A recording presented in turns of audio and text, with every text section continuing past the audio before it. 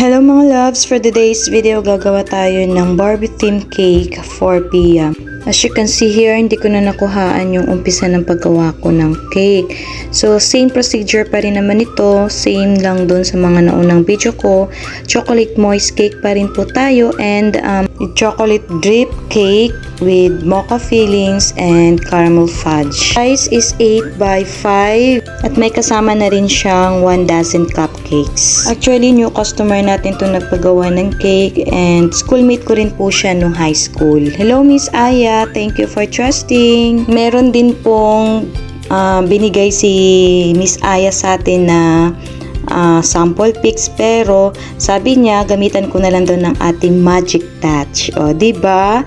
So, ayan, nilagyan ko na siya ng mga fondant details at saka yung dinagdagan ko na lang ng mga printable topper. So, gaya pa rin po ng kadalasan ng mga baker na sinasabi kapag merong mga sample pics na pinuforward si client, hindi po talaga 100% natin yun magagaya.